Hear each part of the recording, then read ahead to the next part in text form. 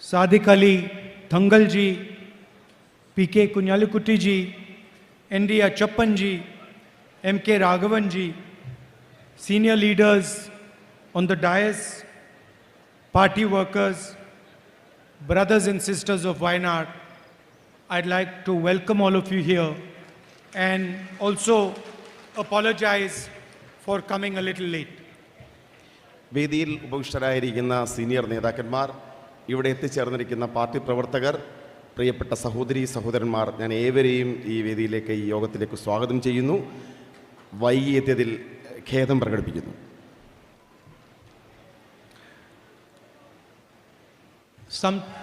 Some time back, I went to Manipur. കുറച്ച് നാളുകൾക്ക് മുമ്പ് ഞാൻ മണിപ്പൂരിലേക്ക് പോയി. And I've been in politics now for 19 years, and I have never experienced what I experienced in Manipur. ഞാൻ രാഷ്ട്രീയത്തിൽ രംഗത്തിറങ്ങിയിട്ട് 19 വർഷങ്ങളായി. പക്ഷേ ഞാൻ മണിപ്പൂരിൽ കണ്ടതുപോലെ വേദനിപ്പിക്കുന്നൊരു അനുഭവം എൻ്റെ രാഷ്ട്രീയ ജീവിതത്തിലോ ഉണ്ടായിട്ടില്ല. I've been during floods, during violence. I went to the violence-affected areas in Uttar Pradesh. I've seen the tsunami. I've been all across our country during times of tragedy. But what I saw in Manipur, I have never seen before. ഞാൻ നിരവധി വേദനിപ്പിക്കുന്ന സന്ദർഭങ്ങളിലൂടെയും അക്രമ പ്രവർത്തനങ്ങൾ നടന്ന പ്രദേശങ്ങളിലൂടെയും പോയിട്ടുണ്ട്. അക്രമം കാർന്നു നിന്ന ഉത്തർപ്രദേശിലെ പ്രദേശങ്ങളിലൂടെ ഞാൻ കടന്നുപോയിട്ടുണ്ട്. പക്ഷേ മണിപ്പൂരിൽ കണ്ടതത്രമാത്രം അക്രമാസക്തമായ ഒരു ദൃശ്യവും സംഭവങ്ങളും ഞാൻ ഈ സ്ഥലങ്ങളിൽ ഒന്നും തന്നെ ദർശിച്ചിട്ടില്ല. You are my family, so I think it is important that I tell you what I saw. നിങ്ങൾ എൻ്റെ കുടുംബമാണ്. അതുകൊണ്ട് തന്നെ അവിടെ കണ്ട കാര്യങ്ങൾ നിങ്ങളോട് പറയുക എന്നത് എൻ്റെ ഉത്തരവാദിത്വമാണ്. I can't tell you about all the people I spoke to, but I will give you 2 examples. അവിടുത്തെ ജനങ്ങൾ എന്നോട് പറഞ്ഞ മുഴുവൻ കാര്യങ്ങളും എനിക്ക് നിങ്ങളോട് പറയുവാൻ സാധിക്കില്ല. പക്ഷേ 2 ഉദാഹരണങ്ങൾ ഞാൻ നിങ്ങളോട് സംസാരിക്കാം. Examples that I will never forget, and examples that are disturbing me right now as I recount them. ഞാൻ ഒരിക്കലും മറക്കാത്ത, ഇപ്പോഴും എൻ്റെ മനസ്സിനെ അസ്വാരസ്യപ്പെടുത്തുന്ന 2 സംഭവങ്ങളാണ് ഞാൻ നിങ്ങളോട് സംസാരിക്കാൻ ആഗ്രഹിക്കുന്നത്. Both of them involve Manipuri women.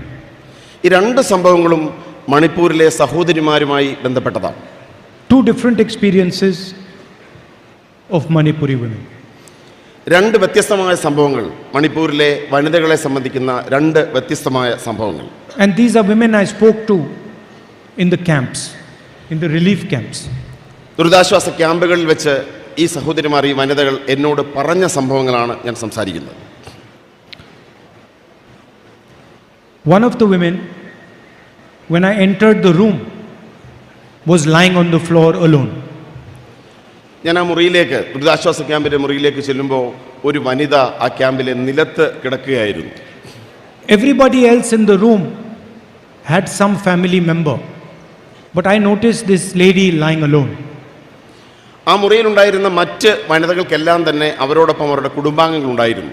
പക്ഷെ നിലത്ത് കിടന്ന ഈ സഹോദരിയോടൊപ്പം ആരും ഉണ്ടായിരുന്നില്ല. So I asked her, "Where is your family?" ഞാൻ അവരോട് ചോദിച്ചു, എവിടെയാണ് നിങ്ങളുടെ കുടുംബം? She said to me, "I have no family left."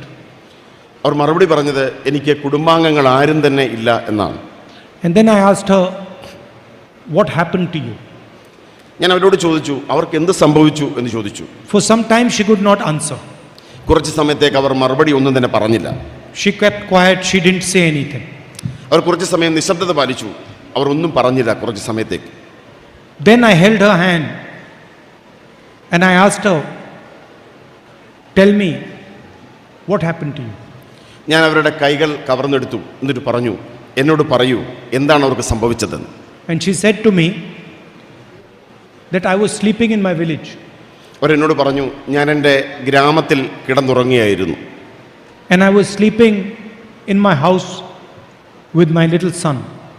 ഞാൻ എൻ്റെ കൊച്ചു കുഞ്ഞുമായി എൻ്റെ വീട്ടിൽ കിടന്നുറങ്ങുകയായിരുന്നു എന്നവരോട് പറഞ്ഞു. My son was killed in front of my eyes. എൻ്റെ മുന്നിൽ വെച്ചാണ് എൻ്റെ മകനെ അവർ കൊന്നുകളഞ്ഞത് എന്ന് അവർ എന്നോട് പറഞ്ഞു. They shot him right in front of my eyes. എൻ്റെ കണ്ണുകൾക്ക് മുമ്പിൽ വെച്ച് അവനെ വെടിവെച്ച് കൊല്ലുകയായിരുന്നു. And then I spent the whole night lying next to my son's corpse. എൻ്റെ കുഞ്ഞിൻ്റെ മൃതശരീരത്തിന് മുന്നിൽ ഒപ്പം ആ രാത്രി മുഴുവൻ ഞാൻ ഏകയായി എൻ്റെ വീട്ടിൽ കഴിയുകയായിരുന്നു എന്ന് അവർ പറഞ്ഞു. My son died in my arms. എൻ്റെ കൈകളിൽ കിടന്നാണ് എൻ്റെ കുഞ്ഞ് മരണമടഞ്ഞത്. And I did not know whether I should stay with my son's dead body or I should run away and save myself. എനിക്കറിയില്ലായിരുന്നു എൻ്റെ മരിച്ചുകൊണ്ടിരിക്കുന്ന കുഞ്ഞിനൊപ്പം നിൽക്കണോ അതോ എൻ്റെ സ്വന്തം ജീവൻ രക്ഷിക്കാൻ വേണ്ടി അവിടെ ഒന്ന് ഓടി രക്ഷപ്പെടണോ എന്ന ആശങ്കയിലായിരുന്നു ഞാൻ. After some time, I decided that my son was not going to come back, so I should leave. ഞാൻ കുറച്ച് കഴിഞ്ഞപ്പോൾ ഞാൻ തീരുമാനിച്ചു എൻ്റെ മകൻ തിരിച്ചു വരാൻ പോകുന്നില്ല, അതുകൊണ്ട് ഞാൻ എൻ്റെ ജീവൻ രക്ഷിക്കുവാൻ വേണ്ടി അവിടെ ഒന്ന് ഓടി രക്ഷപ്പെടുവാൻ ഞാൻ തീരുമാനിച്ചു. She described how she escaped, how she was shot at. അവരെന്നോട് വിവരിച്ചു എങ്ങനെയാണ് അവിടെ നിന്ന് രക്ഷപ്പെട്ടത്. അവർ കടന്നുപോയ ദുരന്ത മുഹൂർത്തങ്ങളെക്കുറിച്ച് അവർ കൃത്യമായി എന്നോട് വിവരിക്കുകയുണ്ടായി. And all this time she was shaking while she was talking to me. ഈ കാര്യങ്ങൾ എന്നോട് വിവരിക്കുന്നതിനിടയിൽ അവർ വിറയ്ക്കുന്നുണ്ടായിരുന്നു. എൻ്റെ കൈകൾ കൂട്ടിപ്പിടിച്ച അവരുടെ ശരീരം, കരങ്ങൾ വിറയ്ക്കുന്നുണ്ടായിരുന്നു. Now imagine if something like that happens to your mother or to your sister. ചിന്തിച്ചു നോക്കൂ, ഇത് സംഭവിക്കുന്നത് നമ്മുടെ സഹോദരിക്കും നമ്മുടെ അമ്മയ്ക്കുമാണ് എന്നെങ്കിൽ എന്നതിനെക്കുറിച്ച് നിങ്ങൾ ഓരോരുത്തരും ചിന്തിച്ചു നോക്കുക. Or the women who are here, imagine if that happens to you. അവിടെ പറഞ്ഞ സംഭവങ്ങൾ, അവിടെ വിവരിക്കപ്പെട്ട സംഭവങ്ങൾ നമുക്കാണ് സംഭവിക്കുന്നതിനെക്കുറിച്ച് നിങ്ങളൊന്ന് ചിന്തിച്ചു നോക്കൂ. That your son is murdered in front of your eyes. നമ്മുടെ കണ്ണുകൾക്ക് മുമ്പിൽ നമ്മുടെ മകൻ കൊല്ലപ്പെടുന്ന ദൃശ്യത്തെക്കുറിച്ച് ഒന്ന് ആലോചിച്ച് നോക്കൂ. I asked her, what do you have with you? ഞാൻ അവരോട് ചോദിച്ചു, ഇനി എന്താണ് നിങ്ങൾക്ക് അവശേഷിച്ചിട്ടുള്ളത് എന്ന് ഞാൻ അവരോട് ചോദിച്ചു. She says, my house was burnt. അവർ പറഞ്ഞു, എൻ്റെ അവശേഷിച്ചിരുന്ന ഭവനം അഗ്നിക്കിരയായി, അത് കത്തിച്ചു കളഞ്ഞു. I lost everything I had. എനിക്കുണ്ടായിരുന്നതെല്ലാം എനിക്ക് നഷ്ടപ്പെട്ടു. I said, you must have saved something. ഞാൻ അവരോട് ചോദിച്ചു, നിങ്ങൾക്ക് എന്തെങ്കിലും നിങ്ങളുടെ കയ്യിൽ അവശേഷിക്കുന്നുണ്ടോ എന്ന് ചോദിച്ചു. She says, I only have the clothes I'm wearing. അവർ മറുപടി പറഞ്ഞത്, എനിക്ക് ആകെയുള്ളത് ഈ ഉടുതുണി ധരിച്ചിരിക്കുന്ന വസ്ത്രങ്ങളല്ലാതെ മറ്റൊന്നും തന്നെ എനിക്കില്ല എന്നാണ് പറഞ്ഞത്. And then I said, but you must have carried something else with you. നിങ്ങൾ എന്തെങ്കിലും ഭാവി ജീവിതത്തിലേക്ക് നിങ്ങളുടെ കയ്യിൽ കരുതണം എന്ന് ഞാൻ അവരോട് പറഞ്ഞു. Maybe some belongings or something. എന്തെങ്കിലും നിങ്ങളുടെ കയ്യിൽ അവശേഷിക്കുന്നുണ്ടോ എന്ന് ഞാൻ ചോദിച്ചു. Then suddenly she started searching around where she was sitting. അവരിയ്ക്കുന്ന സ്ഥലത്ത് അവർ പരതുന്നത് ഞാൻ കണ്ടു. And she pulled out a little picture of her son and said, this is the only thing I have left in my life. അവർ പരതിയെടുത്തത് അവരുടെ മുമ്പിൽ വെച്ച് കൊല ചെയ്യപ്പെട്ട കുഞ്ഞിൻ്റെ ചിത്രമായിരുന്നു. അവർ പറഞ്ഞു, ഈ ചിത്രം മാത്രമാണ്, എൻ്റെ കുഞ്ഞിൻ്റെ ചിത്രം മാത്രമാണ് എൻ്റെ ജീവിതത്തിൽ ഇനി എനിക്കായി അവശേഷിക്കുന്നത്. The same story, but told from another woman. ഇതേ ചിത്രം, ഇതേ കഥ എനിക്ക് മറ്റൊരു സഹോദരിയിൽ നിന്നും കേൾക്കേണ്ടി വന്നു. Again I went into the camp. ആ സ്ത്രീയെ ഞാൻ കണ്ടത് ഈ ദുരിതാശ്വാസ ക്യാമ്പിലായിരുന്നു. And you have to understand that in these camps, I'm giving you two examples, but there are thousands and thousands of people who have suffered this. ഞാൻ ഈ ക്യാമ്പിൽ കണ്ട, ദുരിതാശ്വാസ ക്യാമ്പിൽ കണ്ട 2 ഉദാഹരണങ്ങൾ മാത്രമാണ് പറഞ്ഞത്. പക്ഷേ എനിക്കറിയാം ഇതുപോലെയുള്ള ആയിരക്കണക്കിന് കഥകളാണ് ഈ ക്യാമ്പുകളിലുള്ള സഹോദരിമാർക്ക് എന്നോട് പറയുവാനുള്ളത്. Somebody's house has been burnt, somebody's brother has been killed, somebody's sister has been raped, somebody's parents have been murdered. ചിലരുടെ വീടുകൾ നശിപ്പിക്കപ്പെട്ടു, ചിലർ ക്രൂരമായി ബലാത്സംഗം ചെയ്യപ്പെട്ടു, ചിലരുടെ സഹോദരങ്ങൾ കൊല ചെയ്യപ്പെട്ടു, ചിലരുടെ ബന്ധുക്കൾ കൊല ചെയ്യപ്പെട്ടു. ഇത്തരം നിരവധി കഥകൾ എനിക്ക് കേൾക്കേണ്ടി വന്നു. It is as if somebody threw kerosene all across Manipur and set it on fire. ഇതെല്ലാം ചെയ്തത് മണിപ്പൂരിലൂടെ കടന്നു പോകുന്ന അക്രമികളാണ് ഈ ഇത്തരം പ്രവർത്തനങ്ങൾ ചെയ്തത്. അവർ നിരവധി പ്രദേശങ്ങൾക്ക് തീയിട്ടു. So I met the other lady I want to talk about. ഞാൻ മറ്റൊരു പ്രദേശത്തേക്ക് പോയി. ഈ ദൃശ്യങ്ങളും ഈ സംഭവങ്ങളും ഒരു പ്രദേശത്താണെങ്കിൽ ഞാൻ മറ്റൊരു പ്രദേശത്തേക്ക് പോയി. And I asked her, what happened to you? അവരോട് ചോദിച്ചു, നിങ്ങൾക്ക് എന്ത് സംഭവിച്ചു? And the moment I asked her what happened to her, she went silent. ഞാനൊരു വനിതയോട്, ഒരു സഹോദരിയോട് ചോദിച്ചപ്പോൾ അവർ ആദ്യം നിശബ്ദത പാലിക്കുകയാണ് ചെയ്തത്. I could see that she was seeing the images of her experience. ആ നിശബ്ദതയിൽ എനിക്ക് മനസ്സിലാക്കാൻ സാധിച്ചു, അവർ കടന്നുപോയ ദുരന്ത മുഹൂർത്തങ്ങളെ മുന്നിൽ കാണുകയാണ് എന്ന് എനിക്ക് മനസ്സിലാക്കാൻ സാധിച്ചു. And I was imagining how I would feel if this happened to my mother or to my sister. എൻ്റെ മനസ്സിലൂടെ കടന്നുപോയ ചിന്ത, ഈ സഹോദരിമാർക്ക് സംഭവിച്ച സംഭവങ്ങൾ എൻ്റെ സഹോദരിക്കും എൻ്റെ അമ്മയ്ക്കുമാണ് എന്നുള്ള ചിന്ത എൻ്റെ മനസ്സിലൂടെ കടന്നുപോയി. And then suddenly she could not bear what she saw in her mind and she fell unconscious. അവർ കടന്നുപോയ ദുരന്ത ചിത്രങ്ങൾ അവരുടെ മനസ്സിലൂടെ കടന്നുപോയപ്പോൾ അവർക്ക് താങ്ങാനായില്ല. എൻ്റെ മുന്നിൽ വെച്ച് അവർ മോഹാലസ്യപ്പെട്ട് നിലത്തേക്ക് വീണു. Imagine if your sister or your mother cannot bear what she has experienced and falls unconscious because of that. നമ്മൾ ഓരോരുത്തരും ചിന്തിച്ചു നോക്കുക, നമ്മുടെ സഹോദരിക്കും നമ്മുടെ അമ്മയ്ക്കും ഇത്തരം ദുരന്ത അനുഭവങ്ങളിലൂടെ കടന്നു പോകപ്പെടുകയും അവർ നമ്മുടെ മുമ്പിൽ വെച്ച് മോഹാലസ്യപ്പെടുത്തു പോകുന്ന നിമിഷത്തെക്കുറിച്ച് നിങ്ങൾ ഓരോരുത്തരും ചിന്തിച്ചു നോക്കുക. This is what the women of Manipur have experienced. ഇതാണ് മണിപ്പൂരിലെ വനിതകൾ അനുഭവിച്ച ദുരന്തം. When we arrived in Manipur, we went to the Meitei area and we went to the Kuki area. ഞങ്ങൾ മണിപ്പൂരിൽ ചെന്നപ്പോൾ ഞങ്ങൾ മെയ്തേ വിഭാഗങ്ങൾ താമസിക്കുന്ന പ്രദേശത്തും കുക്കി വിഭാഗങ്ങൾ താമസിക്കുന്ന പ്രദേശത്തും പോവുകയുണ്ടായി. When we arrived in the Meitei area, ഞങ്ങൾ മെയ്തേ വിഭാഗങ്ങൾ താമസിച്ച പ്രദേശത്തെത്തിയപ്പോൾ, just when we were going to go into the Meitei area, we were told that if any of your security people are from the Kuki community, we will kill them. ഞങ്ങൾ മെയ്തേ പ്രദേശത്തേക്ക് ചെന്നപ്പോൾ ഞങ്ങളോട് പറഞ്ഞു, നിങ്ങളുടെ security ഉദ്യോഗസ്ഥന്മാരിൽ ആരെങ്കിലും കുക്കി വിഭാഗത്തിലുള്ളവരുണ്ടെങ്കിൽ അവരെ ഞങ്ങൾ കൊല്ലും എന്ന് മെയ്തേ വിഭാഗക്കാർ എന്നോട് പറഞ്ഞു. And when we went to the Kuki area, we were told that if any of your security people are from the Meitei area, we will shoot them. ഞാൻ കുക്കി പ്രദേശത്ത് ചെന്നപ്പോൾ അവർ പറഞ്ഞു, നിങ്ങളുടെ സെക്യൂരിറ്റി ഉദ്യോഗസ്ഥന്മാരിൽ ആരെങ്കിലും മെയ്തേ വിഭാഗത്തിൽപ്പെട്ടവരുണ്ടെങ്കിൽ ഞങ്ങൾ അവരെ വെടിവെച്ച് കൊല്ലും എന്ന് കുക്കി വിഭാഗക്കാർ എന്നോട് പറഞ്ഞു. Before entering the Meitei area, we removed all the Kukis from our security. മെയ്തേ പ്രദേശത്ത് ചെന്നപ്പോൾ കുക്കി വിഭാഗത്തിൽപ്പെട്ട സെക്യൂരിറ്റി ഉദ്യോഗസ്ഥന്മാരെ ഞങ്ങൾ സംഘത്തിൽ നിന്ന് ഒഴിവാക്കി.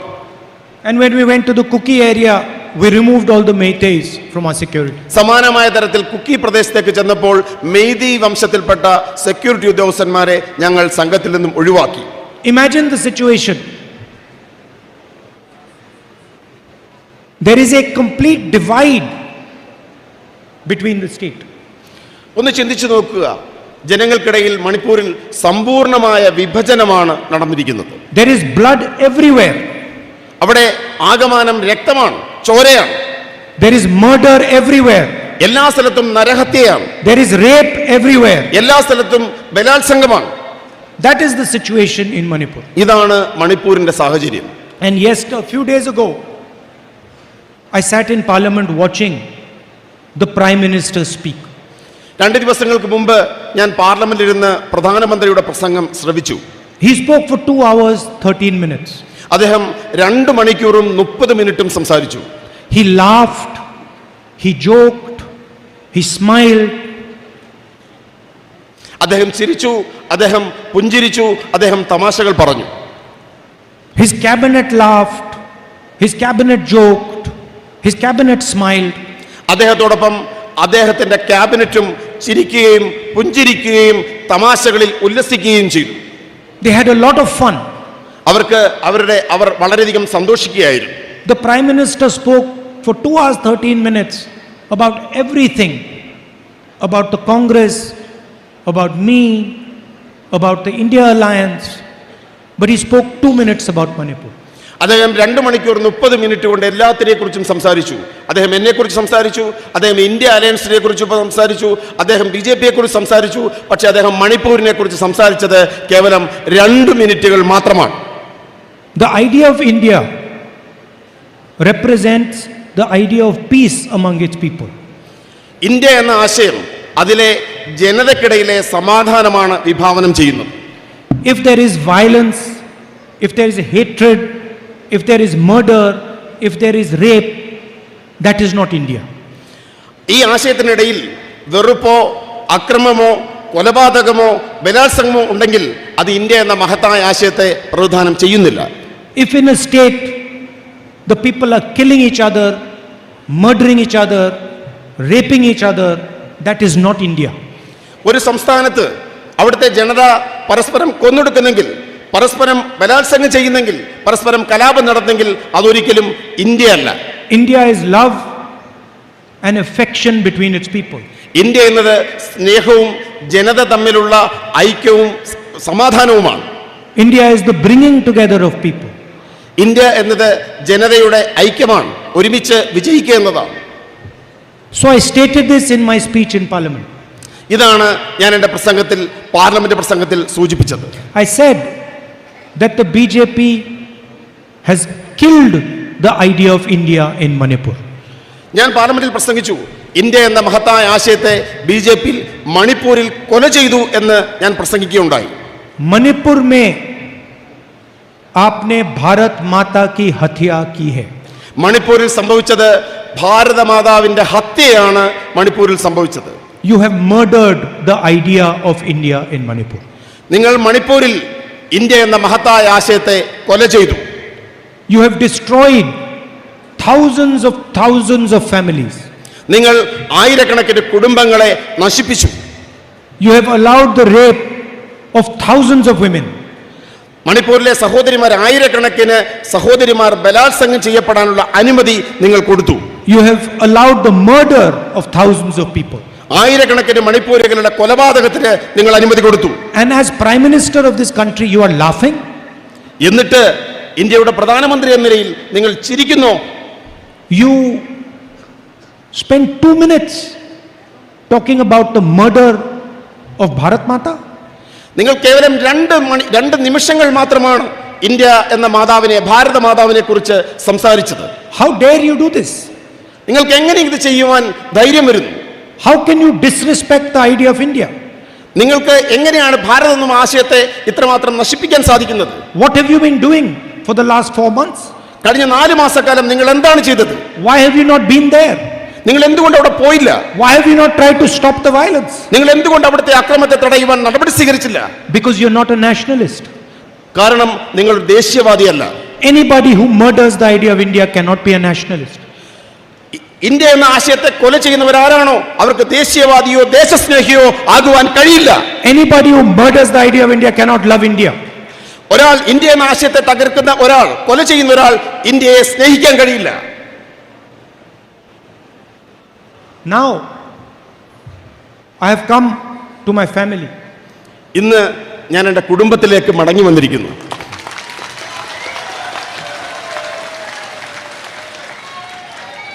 Now I want to ask you, suppose somebody tries to separate members of a family. എൻ്റെ കുടുംബത്തോട് ഞാനൊരു ചോദ്യം ചോദിക്കാൻ ആഗ്രഹിക്കുന്നു. Suppose somebody tries to separate 2 brothers from each other. നമ്മുടെ കുടുംബത്തിലെ 2 സഹോദരങ്ങളെ വേർപിരിക്കുവാൻ ആരെങ്കിലും ശ്രമിച്ചാൽ നിങ്ങൾ എന്ത് ചെയ്യും? Suppose somebody tries to separate a father from his daughter. നമ്മുടെ പിതാവിനെ ഇതിൽ നിന്നും മാറ്റി നിർത്താൻ, വേർതിരിക്കുവാൻ ആരെങ്കിലും ശ്രമിച്ചാൽ നിങ്ങൾ എന്ത് ചെയ്യും? Do you think the relationship between the father and daughter will become weaker or stronger? അത്തരമൊരു പ്രവൃത്തി ഉണ്ടായാൽ പിതാവും പുത്രിയും തമ്മിലുള്ള ബന്ധം ശക്തിപ്പെടുമോ ദുർബലപ്പെടുമോ? If somebody tries to separate a family, the family becomes stronger. ഏതെങ്കിലും ഒരാൾ ഒരു കുടുംബത്തെ വിഭജിക്കാൻ ശ്രമിച്ചാൽ സംഭവിക്കുന്നത് ആ കുടുംബം കൂടുതൽ ശക്തമാകുമെന്നതാണ് സംഭവിക്കാൻ പോകുന്നത്. If somebody tries to separate a father and a son, the relationship between the father and the son becomes stronger. The love between the father and a son becomes stronger. ഒരു പിതാവും പുത്രനും തമ്മിലുള്ള ബന്ധത്തെ വിഭജിക്കുവാൻ, പിളർത്തുവാൻ ആരെങ്കിലും ശ്രമിച്ചാൽ അവർ തമ്മിലുള്ള സ്നേഹം വർദ്ധിക്കുകയാണ് ചെയ്യുന്നത്. So the BJP and the RSS do not understand what a family is. നമ്മുടെ കുടുംബം എന്താണെന്ന ഈ യാഥാർത്ഥ്യം BJPയും RSSഉം മനസ്സിലാക്കുന്നില്ല. They don't understand that the more they try to separate you and me, the closer we will become. അവർ മനസ്സിലാക്കണം, ഞാനും നിങ്ങളും തമ്മിലുള്ള ഈ ബന്ധത്തെ വിഭജിക്കുവാൻ, തകർക്കുവാൻ ഇവർ ശ്രമിക്കുന്നവരും നമ്മൾ തമ്മിലുള്ള ഇഴയെടുപ്പം വർദ്ധിക്കുകയാണ് ചെയ്യുന്നത് എന്ന യാഥാർത്ഥ്യം ബിജെപിയും RSSും മനസ്സിലാക്കണം. They think that if we disqualify Rahul Gandhi, his relationship with Wayanad will break. അവർ നമ്മൾ തമ്മിലുള്ള ബന്ധത്തെ തകർക്കുവാൻ ശ്രമിക്കുമ്പോൾ, വയനാടും ഞാനും തമ്മിലുള്ള ബന്ധത്തെ തകർക്കുവാൻ ശ്രമിക്കുമ്പോൾ അത് കൂടുതൽ ശക്തിപ്പെടും. No. If you disqualify Rahul Gandhi, his relationship with Wayanad will become even stronger. അവർ എന്നെ ഡിസ്ക്വാളിഫൈ ചെയ്യുവാൻ, എന്നെ അയോഗ്യനാക്കാൻ ശ്രമിക്കുമ്പോൾ വയനാടും ഞാനും തമ്മിലുള്ള ബന്ധം കൂടുതൽ ശക്തിപ്പെടും. His love for the people of Wayanad will become even stronger, and the love that the people of Wayanad have for him will become stronger. ഞാനും വയനാട്ടിലെ ജനങ്ങളും തമ്മിലുള്ള സ്നേഹബന്ധം ഇത്തരം ശ്രമങ്ങളിലൂടെ കൂടുതൽ ശക്തിപ്പെടുകയാണ് ചെയ്യുന്നത്. അനുദിനം ആ ബന്ധം കൂടുതൽ ശക്തിപ്പെടുന്നു. What is a family? എന്താണ് ഒരു കുടുംബം? കുടുംബം എന്നാൽ എന്താണ്? A family is something that protects you. Family എന്നത് പരസ്പരം സംരക്ഷിക്കുന്നതാണ് കുടുംബം. That looks after you in your difficult time. നിങ്ങളുടെ ദുർഘട സന്ധികളിൽ നിങ്ങളെ സംരക്ഷിക്കുന്നതാണ് കുടുംബം. That shows you affection. അത് നമ്മുടെ കുടുംബത്തിന്റെ സ്നേഹം വ്യക്തമാക്കുന്നു. That shows you respect. അതാണ് നമ്മുടെ ബഹുമാനം വ്യക്തമാക്കുന്നു. This is what you have done for me. ഇതാണ് നിങ്ങൾ എനിക്ക് വേണ്ടി ചെയ്തത്. എന്റെ പ്രതിസന്ധിയുടെ ഘട്ടങ്ങളിൽ നിങ്ങൾ ചെയ്തത് ഇതാണ്. You have protected me. നിങ്ങൾ എന്നെ സംരക്ഷിച്ചു. You have given me love. നിങ്ങൾ എനിക്ക് സ്നേഹം തന്നു. You have given me affection. നിങ്ങൾക്ക് എനിക്ക് ആദരവും അടുപ്പവും തന്നു. You have given me respect. നിങ്ങൾ എനിക്ക് ആദരവ് നൽകി. You can disqualify me 50 times, 100 times. This relationship will only become stronger. നിങ്ങൾക്ക് എന്നെ 50 തവണയോ 100 തവണയോ അയോഗ്യനാക്കാൻ സാധിക്കാം. പക്ഷേ വയനാടും ഞാനും തമ്മിലുള്ള ബന്ധം കൂടുതൽ ശക്തിപ്പെടുകയേ ഉള്ളൂ. The BJP, you have to understand, the BJP aims at destroying families. നിങ്ങൾ മനസ്സിലാക്കൂ, BJP ലക്ഷ്യമെടുക്കുന്നത് കുടുംബങ്ങളെ ശിഥിലമാക്കാനാണ്. India is a family, they want to divide it. India എന്ന കുടുംബത്തെയാണ് ഇന്നവർ വിഭജിക്കാൻ ആഗ്രഹിക്കുന്നത്. Manipur was a family, they try to destroy it. Manipur എന്ന കുടുംബത്തെ അവർ നശിപ്പിക്കാൻ ആഗ്രഹിക്കുന്നു. Thousands and thousands of families in Manipur destroyed by the policies of the BJP. ബിജെപിയുടെ ഈ വിഭജനത്തിന്റെ നശീകരണത്തിന്റെ രാഷ്ട്രീയം കാരണം ആയിരക്കണക്കിന് കുടുംബങ്ങളാണ് മണിപ്പൂരിൽ നശിപ്പിക്കപ്പെട്ടത്. So they destroy families, they destroy the relationship between people. അവർ കുടുംബങ്ങളെ നശിപ്പിക്കുന്നു, അവർ ജനത തമ്മിലുള്ള സ്നേഹബന്ധത്തെ നശിപ്പിക്കുന്നു. We bring people together, we strengthen families, we strengthen the relationship between people. നമ്മൾ ജനതയെ അടുപ്പിക്കുന്നു, നമ്മൾ കുടുംബങ്ങളെ ശക്തിപ്പെടുന്നു, നമ്മൾ ജനതയും സമൂഹവും തമ്മിലുള്ള ഇഴയെടുപ്പത്തെ വർദ്ധിപ്പിക്കുന്നു. You think you have divided and destroyed Manipur. The BJP thinks you have divided and destroyed Manipur. BJP കരുതുന്നത് നിങ്ങൾ മണിപ്പൂരിനെ നശിപ്പിച്ചു, മണിപ്പൂരിനെ വിഭജിച്ചു എന്നാണ്. We will bring Manipur back together. ഉറപ്പ് വരുന്നു, മണിപ്പൂരിനെ നമ്മൾ ആ ഏഴെടുപ്പത്തിലേക്കും സ്നേഹത്തിലേക്കും തിരികെ കൊണ്ടുവരിക തന്നെ ചെയ്യും. We will bring love back to Manipur. മണിപ്പൂരിലെ ജനതയ്ക്കിടയിലേക്ക് സ്നേഹത്തെ നമ്മൾ തിരികെ കൊണ്ടുവരിക തന്നെ ചെയ്യും. We will bring mutual respect back to Manipur. മണിപ്പൂരിലെ ജനതയ്ക്കിടയിൽ പരസ്പര ബഹുമാനത്തെ നമ്മൾ തിരികെ കൊണ്ടുവരിക തന്നെ ചെയ്യും. It took you 2 months to do it. It took you 2 months to burn Manipur. It might take us 5 years to bring back to love to Manipur, but we will do it. എത്ര വർഷം കഴിഞ്ഞാലും നിങ്ങൾ ഈ നശിപ്പിച്ചിരിക്കുന്ന പരസ്പര ബഹുമാനത്തെയും സ്നേഹത്തെയും എത്ര വർഷം കഴിഞ്ഞാലും ഞങ്ങൾ തിരികെ കൊണ്ടുവരിക തന്നെ ചെയ്യും. This is the fight between the BJP and the Congress. ഇതാണ് കോൺഗ്രസും ബിജെപിയും തമ്മിലുള്ള വ്യത്യാസം. ഇതാണ് കോൺഗ്രസും ബിജെപിയും തമ്മിലുള്ള പോരാട്ടവും ഇത് തന്നെയാണ്. I'll give you another example of how we are helping bring people together. മറ്റൊരു ഉദാഹരണം കൂടി, എങ്ങനെയാണ് ജനങ്ങളെ അടുപ്പിക്കുന്നതിനെ കുറിച്ച് മറ്റൊരു ഉദാഹരണം കൂടി പറയുവാൻ ഞാൻ ആഗ്രഹിക്കുന്നു. I remember when I first came here, there were floods. There were floods. When I first came here, there were floods. ഈ പ്രളയത്തിന്റെ കാലഘട്ടത്തിൽ ഞാൻ പോയതിനെ കുറിച്ച് ഞാൻ ഓർക്കുകയാണ്. And I remember people from all parties, UDF, LDF, everybody was working during the floods. പ്രളയത്തിന്റെ കാലഘട്ടത്തിൽ ഞാനിവിടെ സഞ്ചരിച്ചപ്പോൾ എനിക്ക് കാണാൻ സാധിച്ചത് എല്ലാ പാർട്ടികളും മുന്നണികളും LDFും UDFും എല്ലാം ഒരുമിച്ച് പ്രവർത്തിക്കുന്ന ദൃശ്യങ്ങളാണ് എനിക്ക് കാണാൻ സാധിച്ചത്. Many families were destroyed by the floods, by the water. നിരവധി കുടുംബങ്ങളെ പ്രളയം നശിപ്പിച്ചു, പ്രളയം വിഴുങ്ങി. They lost family members. അവർക്ക് കുടുംബാംഗങ്ങൾ നഷ്ടപ്പെട്ടു. They lost their houses. അവരുടെ വീടുകൾ അവർക്ക് നഷ്ടപ്പെട്ടു. Somebody lost a brother, somebody lost a son. പലർക്കും സഹോദരങ്ങൾ നഷ്ടപ്പെട്ടു, മക്കൾ നഷ്ടപ്പെട്ടു. And we decided that in our own small way we would help those broken families. ഈ ദുരന്തം ബാധിച്ച ജനതയെ, കുടുംബങ്ങളെ സഹായിക്കുവാൻ ഞങ്ങൾ തീരുമാനിച്ചു. And that is why we came up with the idea of building houses for those that had lost them, building houses and rebuilding the families. കുടുംബങ്ങളെ പുനഃസൃഷ്ടിക്കുവാൻ വേണ്ടിയാണ്, അവർക്ക് ഭവന നിർമ്മാണ പദ്ധതി ആവിഷ്കരിക്കാൻ ഈ ദുരന്ത ദൃശ്യങ്ങൾ കണ്ടതുകൊണ്ടാണ് നമ്മൾ തീരുമാനിച്ചത്. Many people were excluded from the housing scheme, the public housing scheme. Housing scheme, വീടുകൾ നിർമ്മിക്കാനുള്ള പദ്ധതിയിൽ നിന്നും നിരവധി ജനങ്ങൾ ഒഴിവാക്കപ്പെട്ടു. And I'm proud that today we'll be handing over some of the keys to those houses. എനിക്കിന്ന് അഭിമാനമുണ്ട്, അന്ന് ഒഴിവാക്കപ്പെട്ട ലിസ്റ്റിൽപ്പെട്ട നിരവധി ആളുകൾക്ക് ഇന്ന് വീടിന്റെ താക്കോൽ കൈമാറുന്നു എന്നത് എനിക്ക് അഭിമാനം നൽകുന്ന വസ്തുതയാണ്. So we can help the families of Wayanad rebuild themselves. പുനഃസൃഷ്ടിക്കുവാൻ, കുടുംബങ്ങളെ പുനഃസൃഷ്ടിക്കുവാൻ നമുക്ക് പറ്റുന്നു എന്നത് എനിക്ക് അങ്ങേയറ്റം അഭിമാനം നൽകുന്ന മുഹൂർത്തമാണ്. This is a challenging project. ഇത് വെല്ലുവിളികൾ നേരിടുന്ന ഒരു പദ്ധതിയാണ്. We have to find the right beneficiary.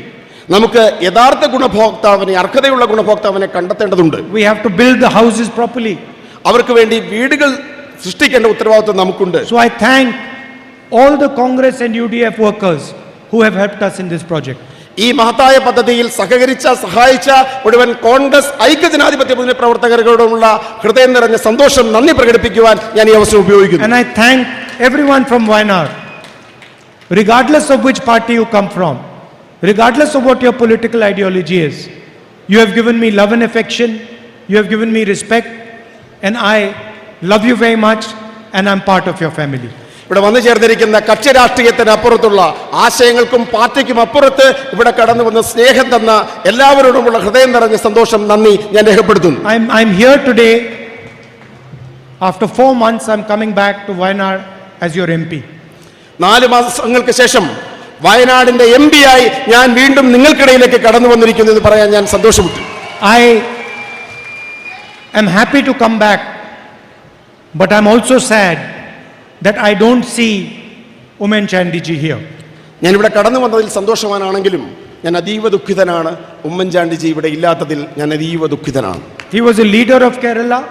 അദ്ദേഹം കേരളത്തിന്റെ നേതാവായിരുന്നു. And Kerala showed the love and respect they had for him in his funeral. അദ്ദേഹത്തിന്റെ മരണാനന്തര ചടങ്ങിൽ അദ്ദേഹം കേരളം എത്രമാത്രം അദ്ദേഹത്തെ സ്നേഹിച്ചിരുന്നു എന്ന് കേരളം ലോകത്തിന് കാട്ടിക്കൊടുത്തു. We are thankful for what he did for Kerala. കേരളത്തിന് വേണ്ടി അദ്ദേഹം ചെയ്തതിൽ നമ്മൾ അദ്ദേഹത്തോട് അങ്ങേയറ്റം കൃതജ്ഞതയുള്ളവരായിരിക്കും. The honesty and transparency with which he worked. അദ്ദേഹത്തിന്റെ ജീവിതത്തെ അദ്ദേഹം വെച്ച് പുലർത്തിയ ആത്മാർത്ഥതയും സുതാര്യതയും അങ്ങേയറ്റം മഹത്തരമാണ്. And the love and affection that always guided him. അദ്ദേഹം എല്ലാ കാലഘട്ടത്തിലും സ്നേഹം ജനതയോട് പ്രകടിപ്പിച്ച നേതാവാണ്. Thank you very much. Namaskar. നമസ്കാരം, നന്ദി, നമസ്കാരം. പ്രിയമുള്ളവരെ, രാഹുൽ ഗാന്ധി നമ്മുടെ പാർലമെന്റ് മണ്ഡലത്തിൽ നടത്തിക്കൊണ്ടിരിക്കുന്ന ഏറ്റവും പ്രധാനപ്പെട്ടതായിരിക്കുന്ന നിരവധി പദ്ധതികളിൽ ഒന്നാണ് കൈത്താങ്. പാവപ്പെട്ട മണ്ഡല പര്യടനത്തിന് ശേഷം മുതിർന്ന UDF നേതാക്കന്മാരുമായി പതിവ് അവലോകന യോഗത്തിൽ രാഹുൽ ഗാന്ധി നിർദ്ദേശിച്ചതായിരിക്കുന്ന പ്രധാനപ്പെട്ട പദ്ധതിയാണിത്.